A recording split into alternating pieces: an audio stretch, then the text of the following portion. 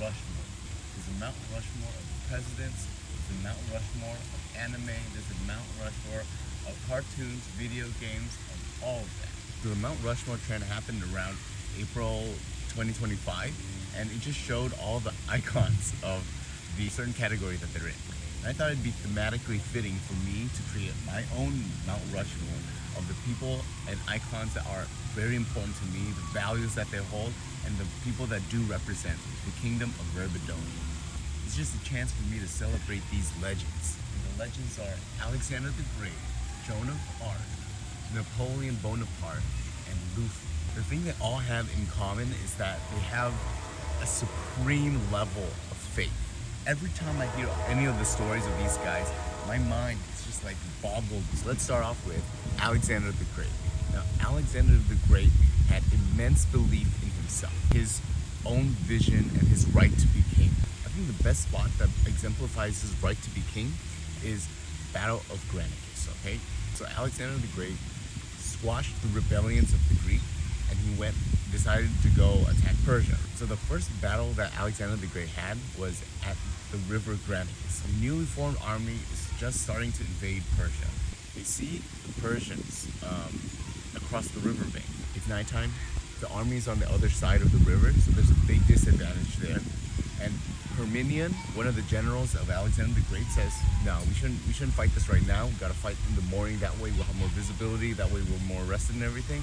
Herminian is a general that is very trusted, well respected. He's very experienced. But Alexander the Great says, "No, I'm going to go ahead and fight because we need the morale. We just got here. We're gonna start off with a strong victory. We're not gonna let anyone beat us. We are going to fight. We are going to go ahead and then fight right now." So Alexander goes up, commands his army, and strategically attacks them. One of the most impressive things that Alexander the Great did was that he didn't only order them to charge, he fought alongside with these guys. Alexander the Great almost died that night. Alexander the Great attacks one of the Persians, knocks him off over there. And then because he was attacking this guy, another Persian was going straight at him, was just about to kill him. But Clytus the Black goes ahead, has his sword, slices that guy's arm off, and then Alexander the Great was able to get another spear, stab him to death. He's able to inspire his men so much because he's with them. He's fighting with them. Great story. That's the kind of boldness that I really respect. Like, I really admire how he is able to go ahead and make moves anyways. Like, he's going to step in, he's going to take action, and that's one of the values that I care about so much. And he just gets all of that from the faith in himself. That is what I want to emulate. Let's go on to the next one. Next one is Joan of Arc. Joan of Arc is my second favorite person in history. Here we have a poor peasant girl who was able to change the world because of her belief in God. Joan of Arc was a major figure in the 100 Years' War, which is a fight between England and France. The French at one point had a civil war between the Armagnacs and Burgundians.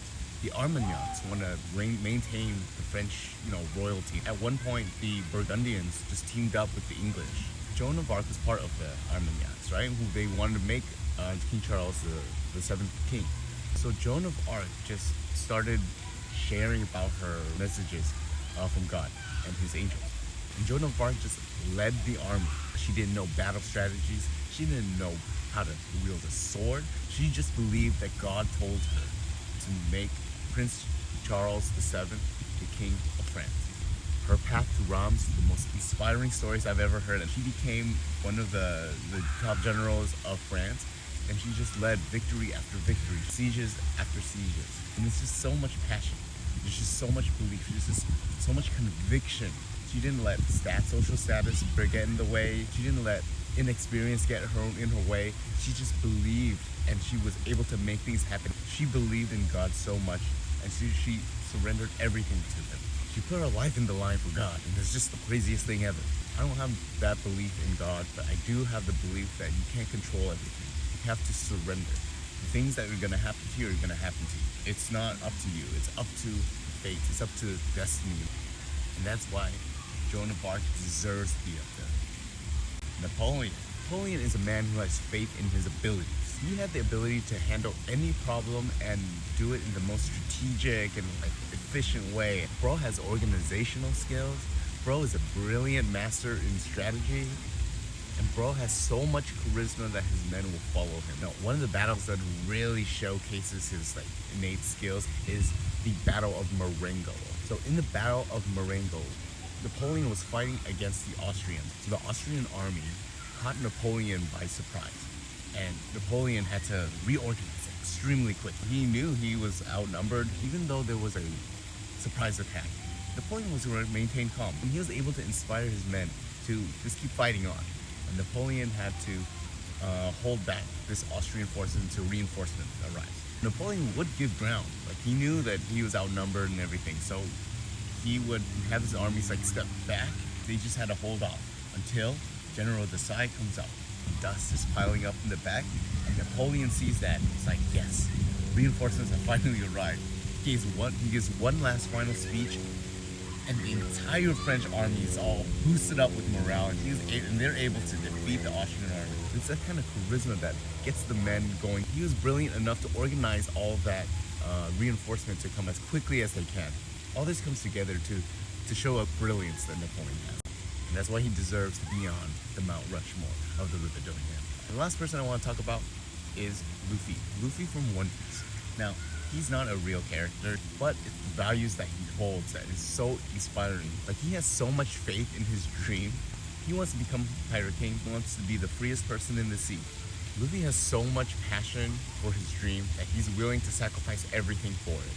He was going to sacrifice his life for it. He's just building a strong crew. And I also think that he finds so much beauty in the world around him and people around him.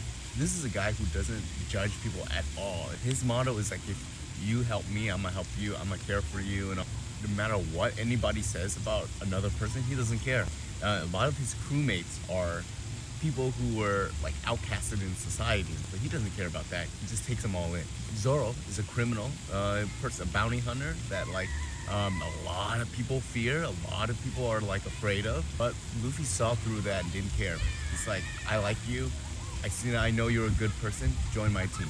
Chopper was considered a monster in his own village. No one really cared about him. His own family shunned him. The humans just didn't like him, saw him as a monster. But Luffy didn't care. He saw that Chopper was a great guy and was hey, let's get on a team. Craziest Luffy recruitment story is Nico Robino. So she is a person who's persecuted by the world government, and Luffy went to war with the world government in order to bring her back. Imagine fighting the entire world to get your friend back.